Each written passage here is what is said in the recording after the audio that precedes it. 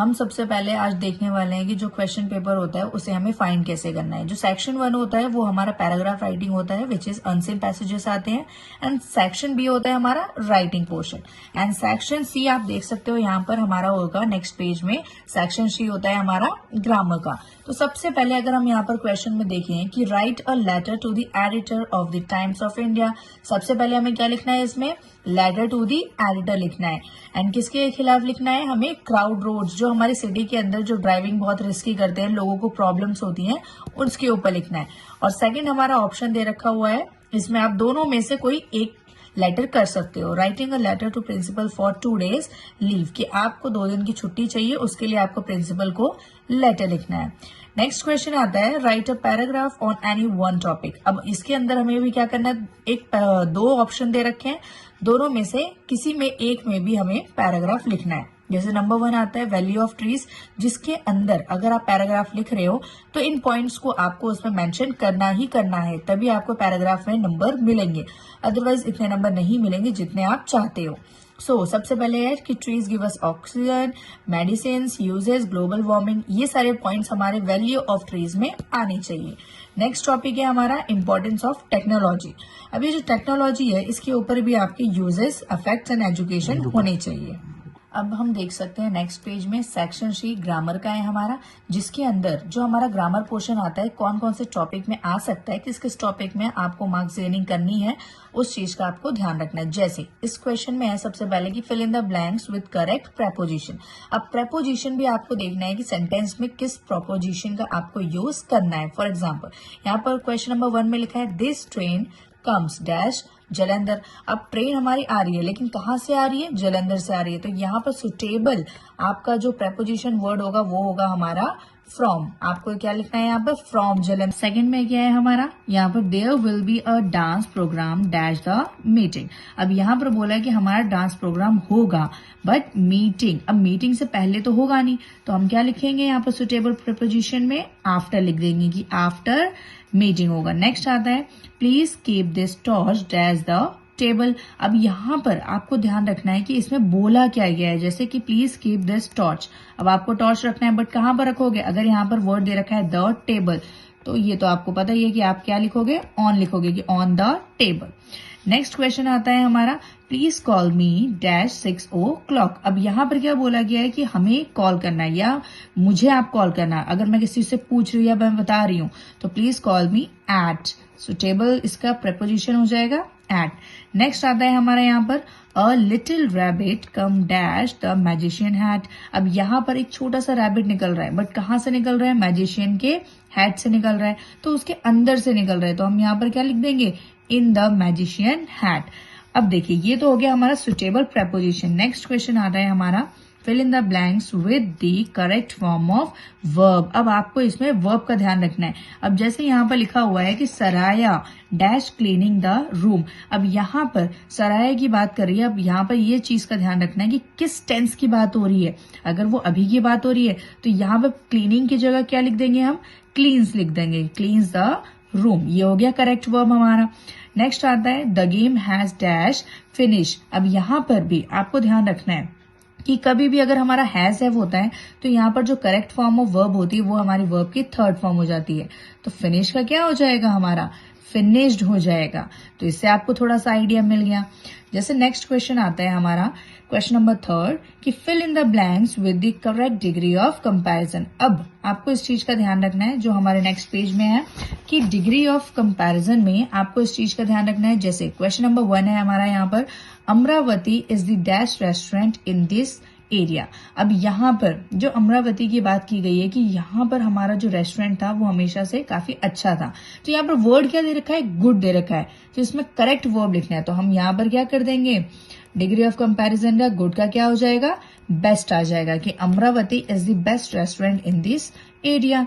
Next है हमारा question a train is dash than a car. अब यहाँ पर आपको ध्यान रखना है कि डिग्री ऑफ कंपैरिजन में एक वर्ड दे रखा है फास्ट। अब इसमें हमारा कंपेयर हो रहा है तो फास्ट। अब यहाँ पर ट्रेन और कार के बीच में कंपैरिजन किया जा रहा है, तो यहाँ पर फास्ट का क्या हो जाएगा हमारा? फास्टर हो जाएगा, इसका ध्यान रखना है। नेक्स्ट आता है she is dash than her brother. अब यहाँ पर भी शी मतलब कोई लड़की है, अब उसके भाई से उसको कंपेयर किया जा रहा है, तो आपको इस चीज का ध्यान रखना है कि अगर कंपेयर किया जा रहा है तो यहाँ पर हमारा टॉल वर्ड का क्या हो जाएगा, टॉलर हो जाएगा। ठीक है, कंपेयर में हमेशा आपको ER विच इज कंपैरिजन वाला डिग्री यूज करना है। नेक्स्ट आ रहा है हमारा Reena has a dash house. अब यहाँ पर बोला गया है कि रीना का जो घर है वो काफी बड़ा है, ठीक है, और काफी अच्छा भी है। तो यहाँ पर बिग वर्ड है, तो बिग का क्या करेंगे हम, बिग का बिग लिखेंगे। ये हमारी करेक्ट डिग्री ऑफ कंपैरिजन इसमें सुटेबल है। नेक्स्ट आता है हमारा नेक्स्ट क्वेश्चन है change the voice. Change the voice का मतलब क्या हो जाता है, active to passive and passive to active, right. तो इसमें अभी सबसे पहले ये देखना है कि इसमें बोला क्या गया है, जैसे the gardener caught the thief. अब इसमें देखो, अगर हम यहाँ पर देखना चाहें कि हमें थोड़ा सा आइडिया मिल जाता है कि गार्डनर के बगल में हमारा ये वर्ब का सेकंड फॉर्म है। अगर वर्ब का सेकंड फॉर्म है तो सबसे पहले जो ऑब्जेक्ट है वो सब्जेक्ट की जगह आ जाएगा। The thief was caught by the gardener। अब आपका ये करेक्ट वॉइस बैठता है, और ध्यान रखना है कि अगर वर्ब की सेकंड फॉर्म है तो वहां पर हमें वॉज एंड वर्ड डालना होता है, एंड जो वर्ब होता है वो हमेशा हमारी वर्ब की थर्ड फॉर्म यूज होती है। ठीक है, नेक्स्ट क्वेश्चन है जैसे Leela waters the plants every day. अब यहाँ पर भी अगर आप ध्यान दें तो यहाँ पर सिंपल प्रेजेंट टेंस की बात हो रही है, क्योंकि लीला के बाद में वर्ब की एस और ईएस लगाया गया है। तो सबसे पहले आपको यहाँ पर ऑब्जेक्ट का सब्जेक्ट की जगह रखना है, जैसे द प्लांट्स। अब यहाँ पर प्लांट्स है और प्रेजेंट टेंस की बात हो रही है तो वॉज वर नहीं आएगा, इज एम आर आएगा। और इज एम आर में अगर प्लांट एक होता तो हम इज लगाते हैं, तो हम लगा देंगे आर वाटर। वाटर का क्या हो जाएगा, वाटर्ड बाय लीला एवरी डे।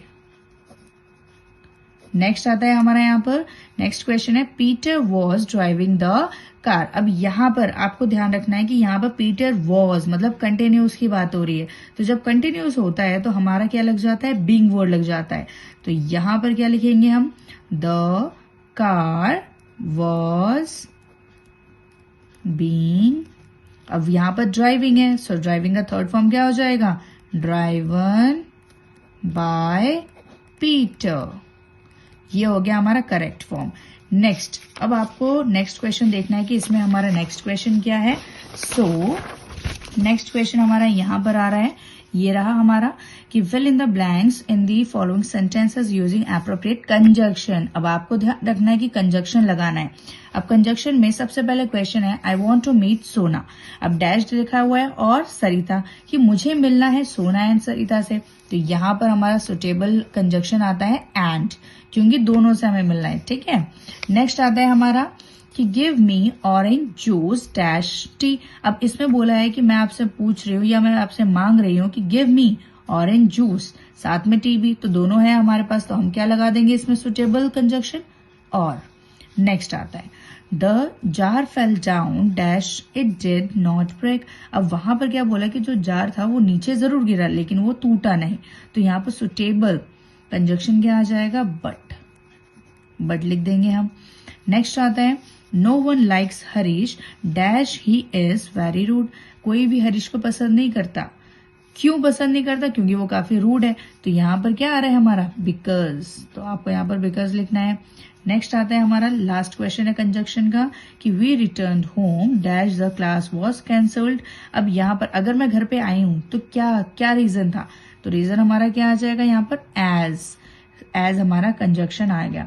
अब जो हमारा सेक्शन 1 था जिसके अंदर मैंने आपको बताया था paragraph writing and later writing, तो मैंने यहाँ पर आप सबके लिए लिख रखा हुआ है पैराग्राफ राइटिंग। यहाँ पर आप देख सकते हो कि ये सबसे पहले जो 2 ऑप्शन थे हमारे पास लेटर के, उसके लिए हमने लेटर टू दी एडिटर था। सबसे पहले हमें एड्रेस लिखना है। आप एड्रेस लिखने के बाद में डेट मेंशन करेंगे, फिर उसके बाद में the editor, the Times of India, new Delhi की बात हो रही है। आपका सब्जेक्ट क्या है आप वो डालेंगे यहाँ पर, फिर सैल्यूटेशन लिखेंगे एंड सैल्यूटेशन के बाद में जो आपका कंटेंट आता है बॉडी का वो आप यहाँ पर देख सकते हैं, जैसे through the columns of your esteemed newspaper I would like to express my concern over the problem of rash driving on the crowded roads of our city. Every day we read about a number of accidents that take place on the roads of the city. The concerned authorities should take urgent steps to check these problems. I hope that this letter of mine, and next page में भी है अभी आप लोग के लिए next हमारा यहाँ पर आ गया है, इसके आगे कंटिन्यू करेंगे नेक्स्ट पेज में. Will find a suitable space in the columns of your newspaper so that the problem of road accidents could be checked by the mutual efforts of government and people. I shall be grateful for the same. And then at the end आपको लिखना है thanking you yours truly and Neha. आपको आप signature भी डाल सकते हैं और साथ में नेम भी. इसके साथ साथ में जब हमारा लेटर हो चुका है तो इसके साथ में मैंने आपको एक और चीज बताई थी कि जो क्वेश्चंस थे, हमारा क्वेश्चन क्या था, इसमें एक पैराग्राफ भी था. तो पहला था हमारा इंपॉर्टेंस ऑफ ट्रेस जो आता है नॉर्मली, एंड सेकंड टॉप हमारा आता है इंपॉर्टेंस ऑफ टेक्नोलॉजी. तो एक टॉपिक पे मैंने लिखा है आप लोगों के लिए. आप यहाँ पर देख सकते हैं कि टेक्नोलॉजी कहाँ पर हमें यूज करनी चाहिए, किस किस कॉन्सेप्ट में, और क्या यूजफुल है क्या यूजफुल नहीं है, उसके बारे में मैंने यहाँ पर लिखा है. और उसके बाद में जब मैंने थोड़ा सा इंट्रोडक्शन दे दिया है, उसके बाद में उसके कुछ एडवांटेजेस बताए हैं, कुछ फायदे बताए हैं. आपको हमेशा पैराग्राफ में ध्यान रखना है कि कोई भी टॉपिक होगा सबसे पहले आपको यहाँ पर इंट्रोडक्शन लिखना है.